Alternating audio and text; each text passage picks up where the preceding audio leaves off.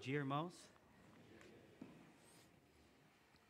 Hoje eu vou continuar, o estudo que nós estamos fazendo aqui aos domingos pela manhã. A gente está estudando versículo a versículo, do livro de Atos. E hoje eu vou falar sobre a defesa dos apóstolos ali em Atos capítulo 4. Então os irmãos podem abrir a Bíblia de vocês em Atos capítulo 4. Os versículos que a gente vai estudar hoje são do 5 até o 12. Atos 4, de 5 a 12, e eu vou ler aqui inteiro e depois eu vou passando versículo um versículo aqui com os irmãos. Então diz assim: E aconteceu no dia seguinte, reuniram-se em Jerusalém os seus principais, os anciãos e os escribas, e Anás, o sumo sacerdote, e Caifás, e João, e Alexandre, e todos quanto havia da linhagem do sumo sacerdote. E pondo-se no meio, perguntaram, com que poder ou em nome de quem fizeste isto? Então Pedro, cheio do Espírito Santo, lhes disse: Principais do povo, e vós, anciãos de Israel, visto que hoje somos interrogados acerca do benefício feito a um homem enfermo e do modo como foi curado. Seja conhecido de vós todos e de todo o povo de Israel que em nome de Jesus Cristo, o Nazareno, aquele a quem vós crucificastes e a quem Deus ressuscitou dentre os mortos, em nome deste é que este está são diante de vós. E ele é a pedra que foi rejeitada por vós, os edificadores, o qual foi posto por cabeça de esquina. Em nenhum outro há salvação, porque também debaixo do céu nenhum outro nome há, dado entre os homens, pelo qual devamos ser salvos. Vamos orar. Pai, nós te agradecemos e te louvamos, ó Senhor Deus, pela sua palavra, ó Pai amado, pelos ensinamentos, ó Senhor Deus, que ela nos traz, para a nossa vida, Senhor Deus, para que possamos crescer em conhecimento, Senhor Deus, diante de Ti dos homens, ó Pai, assim como esses irmãos estão acontecendo nessa época, ó Pai, nós te louvamos por isso, clamamos que o Senhor possa nos dar sabedoria, ó Senhor Deus, em fazer a sua vontade sempre, ó Pai amado, e conduzir, ó Pai, esse dia de hoje, ó Senhor Deus, para que abra os nossos entendimentos, ó Senhor Deus, em relação a tudo que o Senhor queira que nós façamos na nossa vida e na vida da igreja também, ó Senhor Deus. Nós te agradecemos por tudo, oramos e pedimos em nome de Jesus. Amém. Bom, irmão, então esse trecho ele vai relatar sobre a defesa, que Pedro fez perante o Sinédrio,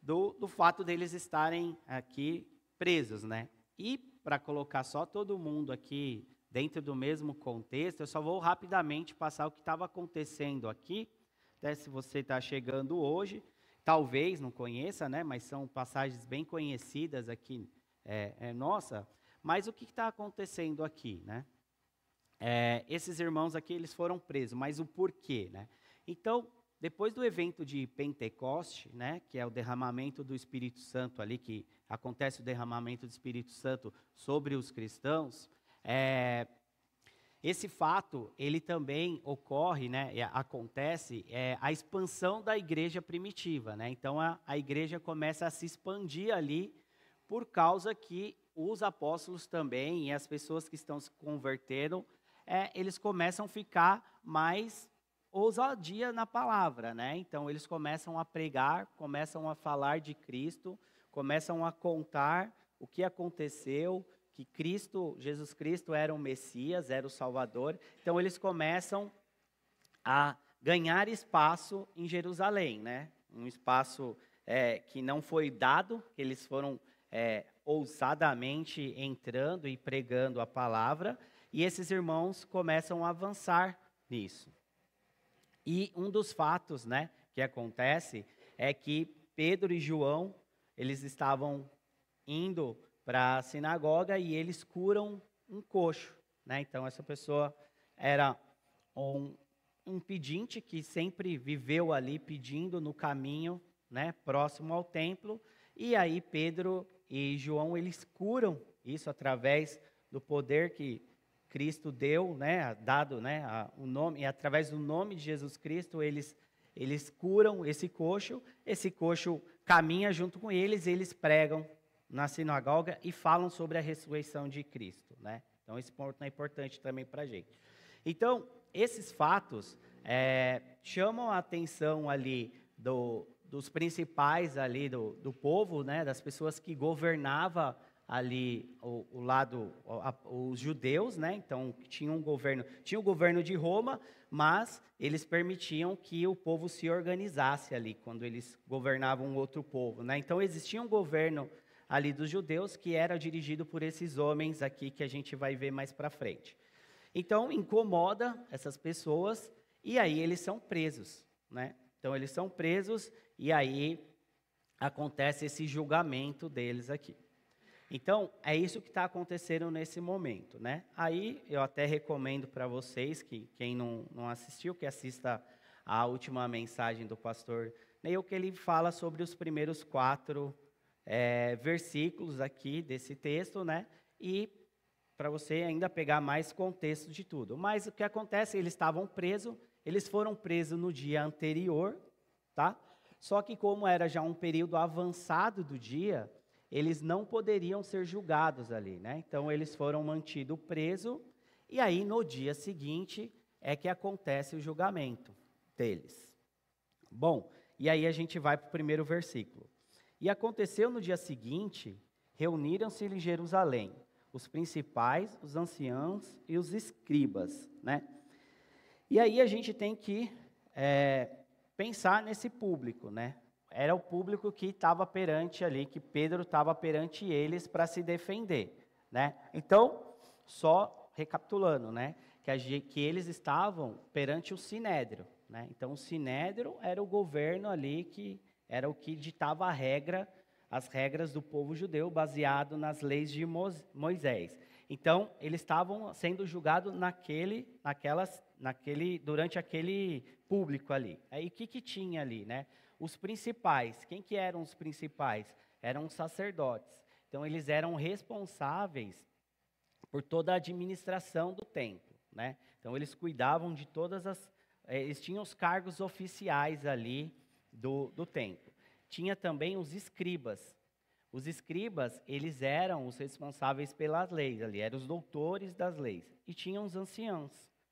E esses eram o quê? Os principais chefes das famílias, né? Então, eram homens influentes no povo, né? Homens que tinham poder também, e que eles iam passando de geração a geração, né? Então, eram famílias muito poderosas, que sempre tinham um representante deles no meio disso, né? Então, eles, junto com os sacerdotes e os escribas, eles eram responsáveis por esse governo. Algum deles, igual a gente vai ver no versículo 6, eles já tinham sido sumo sacerdote, né? E por algum motivo, ou tinham saído, ou tinham sido sucedidos por alguém da sua família, né? Então, esses aqui eram o público que a gente tinha ali, né?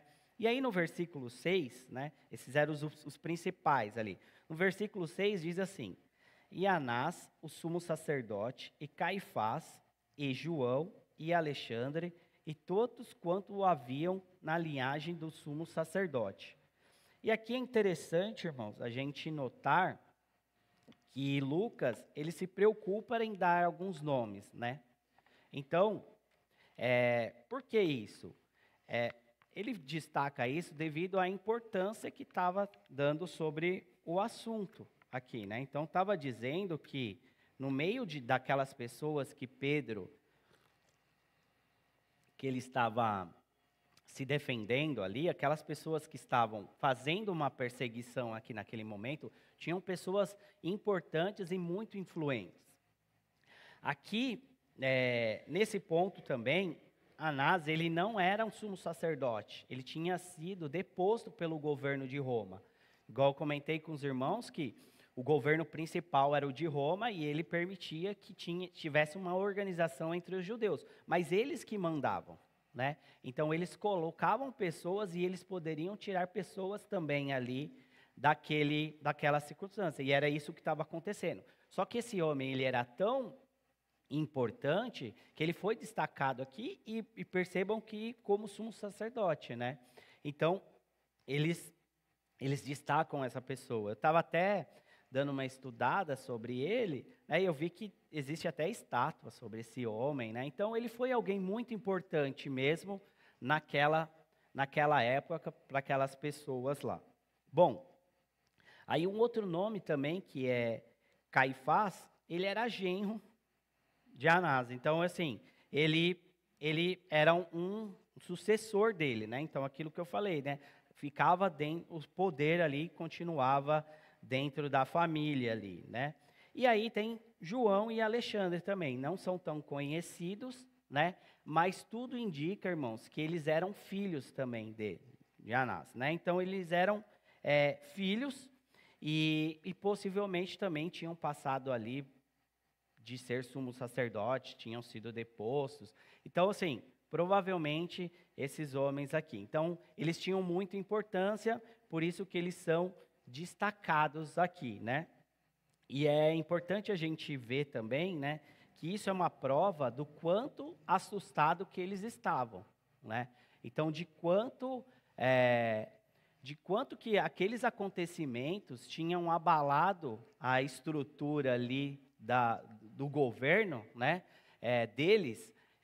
Então, eles estavam muito preocupados com as coisas que estavam acontecendo, com as coisas que eles estavam ouvindo falar, e do movimento que estava ocorrendo pelo nome de Jesus Cristo, né? Então, assim, lembrando que aqui faz pouco tempo que Cristo tinha sido morto e tinha ressuscitado, né? Então, quando eles achavam que tinha resolvido, né, o que eles achavam que era um problema dele, isso aí tinha se transformado, na verdade, numa avalanche muito maior.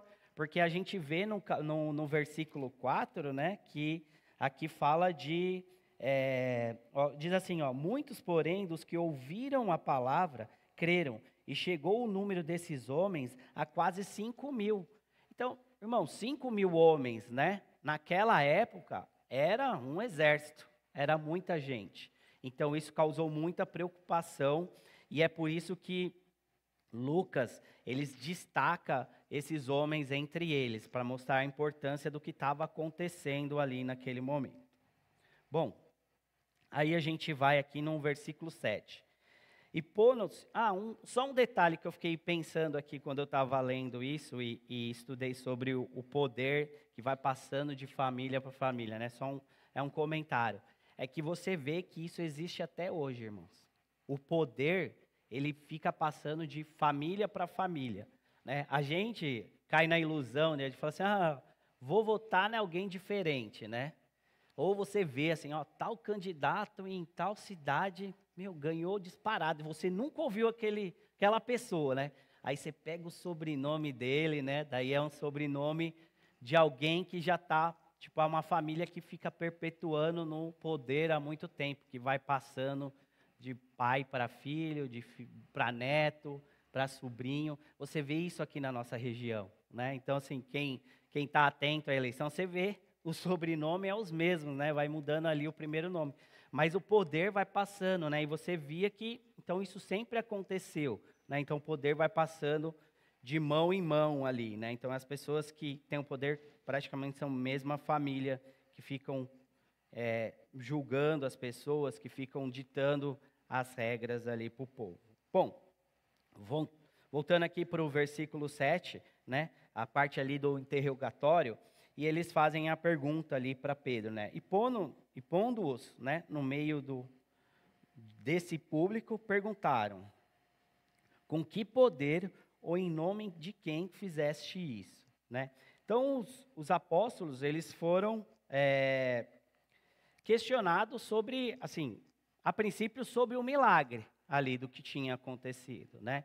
Então, a conversa ali, um interrogatório, eles queriam saber sobre o milagre. Só que era muito mais profundo ali a discussão, né? Ali foi uma introdução do que eles queriam saber, porque a gente não pode deixar de perceber que no passo anterior ali, quando Pedro e João estão pregando, eles falaram sobre a ressurreição, né? Isso foi uma das coisas que bagunçou demais ali a parte do Sinédrio.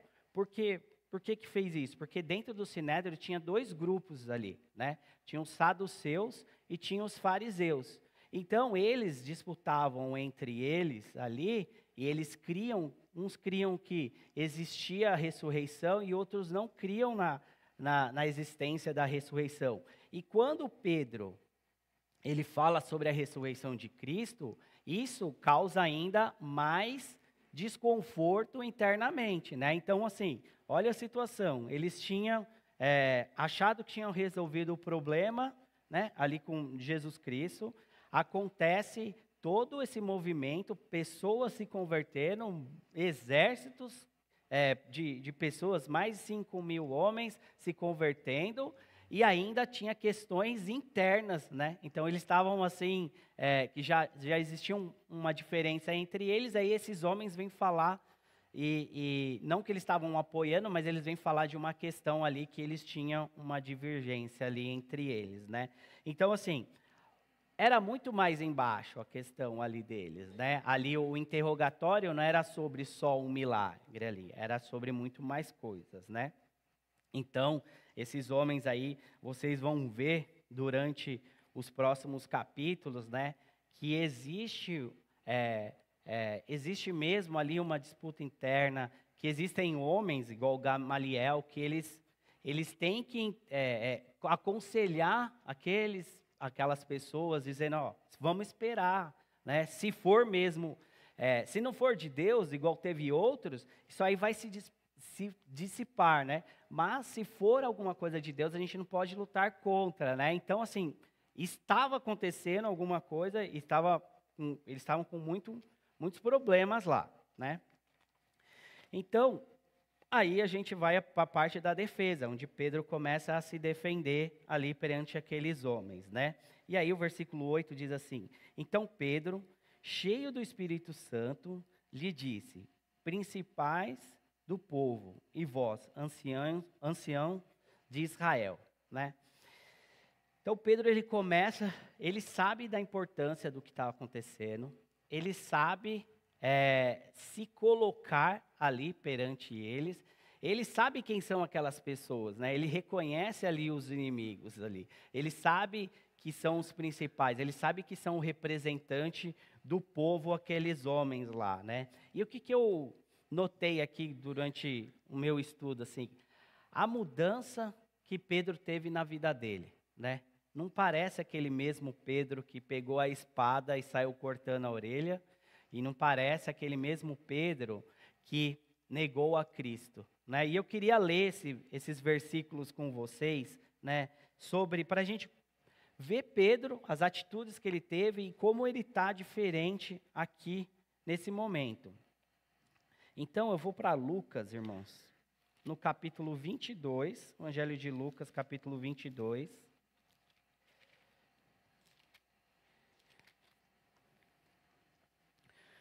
Eu vou ler a partir do versículo 50.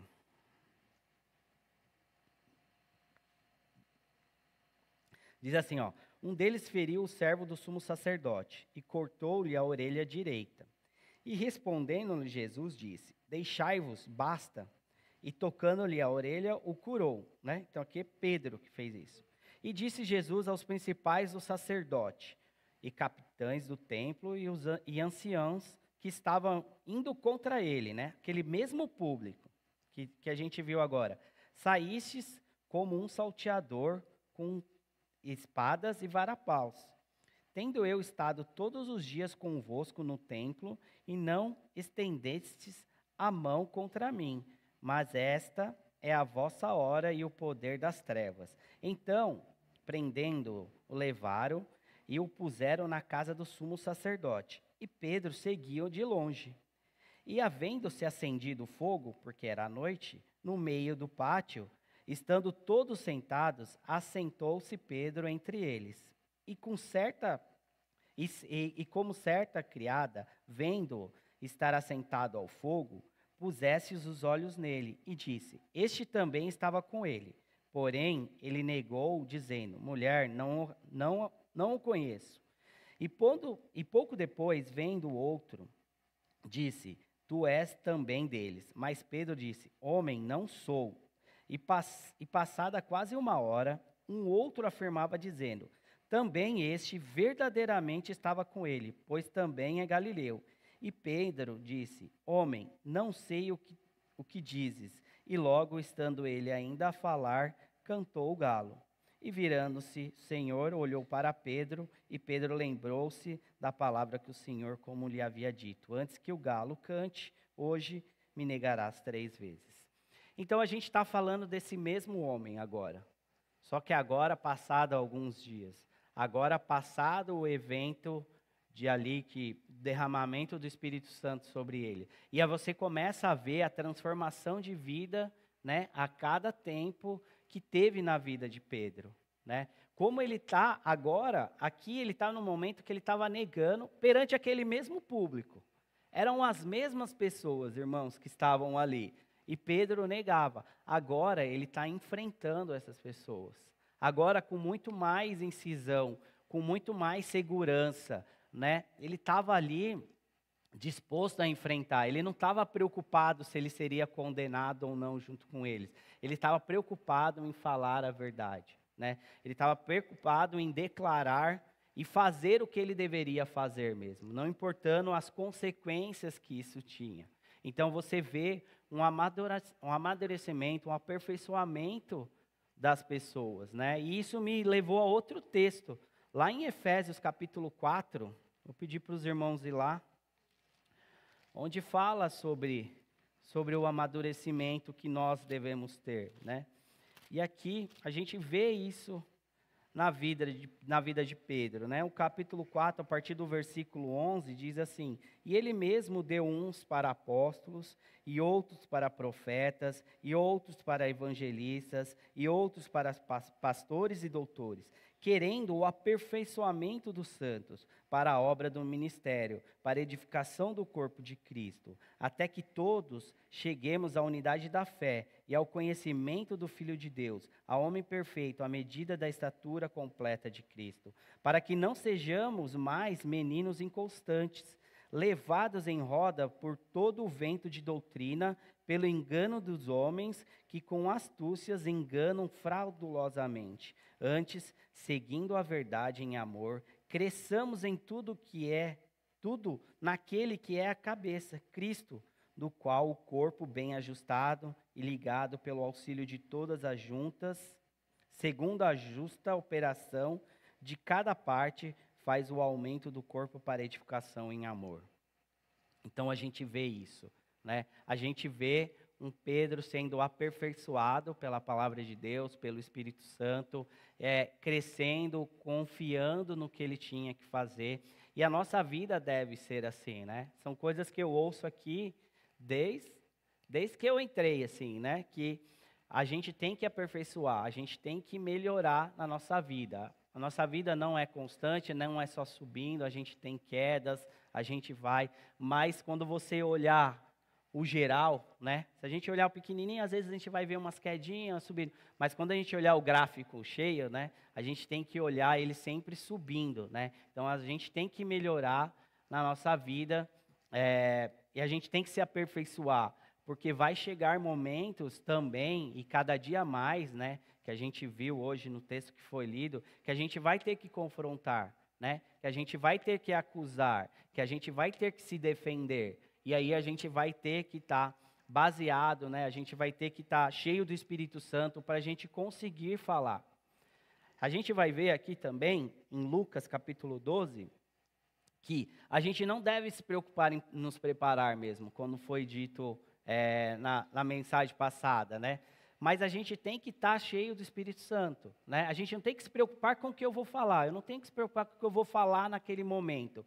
Mas eu tenho que me encher do Espírito Santo, né? Eu tenho que estar cheio do Espírito Santo, através da leitura, através da oração, para que quando chegar, as coisas vão fluir e Deus vai colocar o que eu devo falar na hora certa. Em Lucas, capítulo 12, versículos 11 e 12.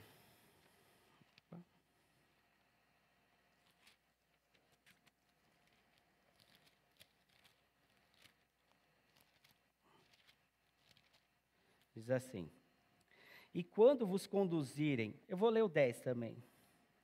Não, é o 11 mesmo, esse texto aqui. E quando vos conduzirem à sinagoga, os magistrados e potestades, não estejais solícito como ou do que haveis de responder, nem do que haveis de dizer, porque na mesma hora vos ensinará o Espírito Santo o que vos convém a falar. Então, está acontecendo exatamente isso na vida de Pedro aqui nesse momento, né? Então, ele era um homem que a gente conhece porque ele não era um homem assim mais calmo, né? Ele era mais explosivo, né? A gente conhece, vai vendo as passagens, mas você vê uma pessoa diferente aqui, né? Sabendo se comportar, sabendo as pessoas que estavam, reconhecendo as pessoas que estavam na frente dele, né? Sabendo como falar, e aí Pedro faz isso. Então a gente vê uma grande transformação de vida na vida de Pedro, assim, um grande aperfeiçoamento dele, assim, na caminhada dele. Versículo 9 agora, do nosso texto de Atos, capítulo 4. Visto que hoje somos interrogados acerca do benefício feito a um homem enfermo, do modo como foi curado, né? Então aqui Pedro, ele começa a confrontar as pessoas ali, né? Então ele fala assim: poxa, espera aí, a gente está aqui, vocês estão me interrogando acerca do benefício que a gente fez por uma pessoa, né? De uma pessoa enferma que estava longe da sociedade, né? Que estava descartado. A gente está aqui para discutir sobre isso, sobre esse ponto aqui, né? E a gente vê, mais uma vez, que o plano de Deus para as pessoas é restauração de vida, aproximar as pessoas de Deus e reinserir as pessoas dentro da sociedade. A gente vê que esse é o plano de Deus, né? E é isso que Deus faz quando Ele chega na vida de alguém, né? Quando a gente se entrega a Cristo, é isso que acontece na nossa vida. Porque a gente estava afastado de Deus, a gente estava longe de Deus, Ele nos aproximou e Ele nos insere de novo perante Ele, né? E aí a gente é inserido de novo na sociedade, né? Porque a gente se torna uma pessoa melhor, né? E a gente vê que hoje os governos desse mundo, eles não querem as pessoas assim. Para ele, quanto mais as pessoas separadas, quanto mais as pessoas em grupos separados, e quanto mais conflito para ele é melhor. Sabe que é importante para o governo ter todos esses grupos. É importante financeiramente, então é por isso que eles estão preocupados. Porque tem pessoas por trás que ganham dinheiro através de todos os tipos todos os tipos de pessoas, ou como se fala, de grupos de pessoas, de ideologia, de tudo. Tem pessoas por trás que ganham dinheiro com isso. E é por isso que eles precisam manter isso. E é por isso que sempre que alguém se levanta contra alguma dessas coisas, eles te acusam, igual estavam acusando os apóstolos, né? Levaram eles lá. Porque ele fez um benefício? Claro que não, né? É porque o impacto disso ia ser maior em outras coisas. É que o impacto daquele movimento ia tirar poder deles. É que ia interferir, talvez, até na parte financeira ali. Então, era isso que eles estavam preocupados. A pessoa mesmo, eles não estavam nem um pouco preocupados para eles o que tinha acontecido. Eles queriam saber, né, qual era o poder daquilo, né? Qual que era a palavra que estava acontecendo isso para... Era esse o interesse deles, não era o interesse com a pessoa, nada. Então, aí Pedro, ele faz esse confronto, né? Então, ele vê isso. Aí no versículo 10, irmãos, diz assim: Seja conhecido de vós todos e de todo o povo de Israel, que em nome de Jesus Cristo, o Nazareno, aquele a quem vós crucificastes e aquele a quem Deus ressuscitou dentre os mortos, em nome desse é que este está são diante de vós, né? Então aí Pedro já deixa claro para eles assim, ó, eu estou aqui e eu estou são, né, vivo aqui falando perante ti por causa do poder do nome de Jesus Cristo.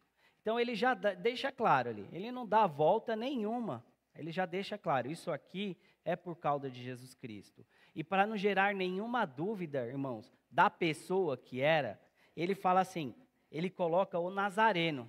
Sabe aquele lá, né? Aquele mesmo, Nazareno que vocês crucificaram, é desse homem, né? Então ele torna ali, é físico mesmo. Vocês sabem do quem eu estou falando, né? Não adianta vocês falarem que não, ou acharem que porque eles viviam ali numa cultura de muitos deuses, mitologias. Não, eu estou falando de um homem mesmo.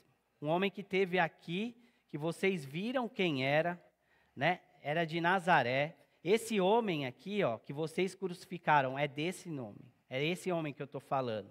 É exatamente desse. Para que ninguém ali ficasse com dúvida nenhuma que o poder vinha dele. Então Pedro, ele diz assim, ele torna ele real ali, uma pessoa concreta para que eles pudessem ver.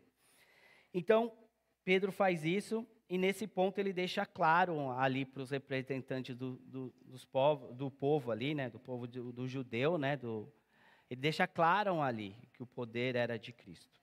Versículo 11 agora. Ele é a pedra que foi rejeitada por vós, edificadores, o qual foi posta por cabeça de esquina.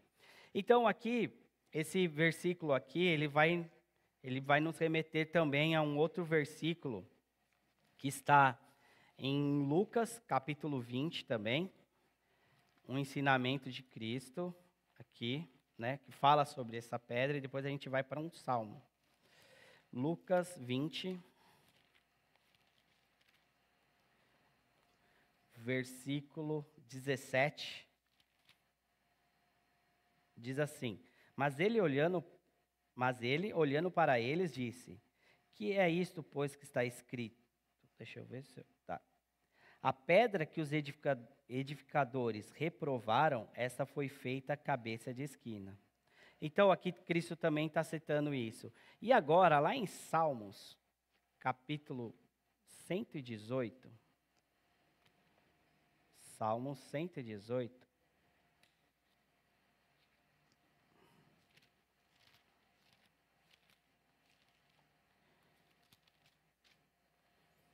o versículo é o 22. Diz assim, a pedra que os edificadores rejeitaram tornou-se a cabeça de esquina. Então Pedro está também se referindo a esse versículo lá em Salmos. Não vai dar para fazer aqui, irmãos, mas eu gostaria de propor para vocês fazer um exercício na casa de vocês. Imagine essa cena, né, de Pedro perante todas as pessoas, né, de tudo que está acontecendo, e depois você leia o Salmo 118 inteiro, né? Parece, não é isso, tá bom? Mas quando você lê o Salmo 118 inteiro, parece que eles estavam nesse dia ouvindo Pedro falar. Então, leiam isso, porque você vai ver a situação do Salmo 118, tempo aqui não vai dar, mas parece que realmente esse salmo aqui, as pessoas que escreveram o salmo, eles estavam ouvindo Pedro nesse dia ali, mas não é o caso, tá bom? Só parece. Mas o que é importante a gente ver aqui, né? Eu tinha até uma foto, eu não sei, Luana, se você consegue mostrar, se vai ser claro, mas ele fala da pedra, né? Então, o que era isso, né? Essa pedra angular aí era a pedra principal e toda a construção partia dela, né? Então, aí o que Pedro está falando? E sem essa pedra, a construção não fica em pé. Então, era isso que era a pedra, né? Essa pedra de esquina, pedra angular que fala, essa é a pedra principal da construção. Então, todas as outras, né? Todo o arco ali, ele ia sendo montado a partir dessa pedra principal. E aí, o que ele está exemplificando aqui? Que esses homens aqui, eles rejeitaram essa pedra, né? Então, esses construtores, eles rejeitaram. E o que acontece sem essa pedra? Tudo desmorona, nada fica em pé. Então, ele está querendo dizer para eles que assim, ó, o que vocês estão construindo aí, sem essa pedra aqui, ele não tem valor nenhuma. Então, vocês fizeram errado, né? Não vai dar certo isso. Isso não vai ficar em pé. Porque essa pedra, vocês rejeitaram ela, né? A Jesus Cristo tinha que ser a base, ele tinha que ser a pedra principal para construir todas as outras coisas. Então, vocês construtores, vocês que governam o povo, que ditam as regras, vocês rejeitaram a principal pedra.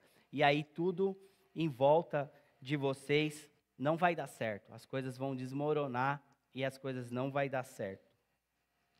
Obrigado por mostrar. Então essa é a pedra, né? Então Pedro, ele está dizendo para aqueles homens isso, ó. Isso não vai dar certo, porque vocês rejeitaram a principal pedra, né? Rejeitaram a Jesus Cristo. E aí, no versículo 12, já para terminar aqui, em nenhum outro há salvação, porque também debaixo do céu nenhum outro nome há, dado entre os nomes, pelo qual devamos ser salvos. E aí Pedro, ele termina essa parte aqui dessa defesa, dizendo que o nome que eles queriam saber era Jesus Cristo, né? O nome, o poder vinha através de Jesus Cristo, que foi ressuscitado por Deus, né? Era aquele homem que tinha o poder, e não era César, o governo de César, né? Não era nenhum outro homem influente naquela situação que tinha dado poder para eles, era Jesus Cristo, e Jesus Cristo que foi ressuscitado por Deus e que tinha todo o poder para fazer tudo aquilo que estava acontecendo. Então, irmãos, essa foi aqui a parte da defesa que Pedro fez perante o Sinédrio, aqui nessa passagem de Atos capítulo 4. Vou orar e a gente pode subir. Pai amado, nós te agradecemos, ó Senhor Deus, pelo dia de hoje, pela sua palavra, Senhor Deus, por nos mostrar, ó Pai amado, que devemos nos aperfeiçoar, ó Senhor Deus, no conhecimento da sua palavra, nos encher do seu Espírito, Senhor Deus, para estar sempre pronto quando o Senhor precisar falar através da nossa boca, Senhor Deus, para as pessoas, ó Senhor Deus. Nós te agradecemos também, ó Senhor Deus, porque Jesus Cristo um dia morreu e ressuscitou, ó Senhor Deus, e nos levou, ó Pai, todos os pecados nossos sobre ele, Senhor Deus. Nós te louvamos por isso, ó Pai amado, e clamamos pelo decorrer do nosso dia, clamamos pelas aulas, ó Senhor Deus, nos abençoe e que possamos, ó Pai, te agradar hoje e sempre, ó Pai. Nós te louvamos por tudo e agradecemos em nome de Jesus. Amém.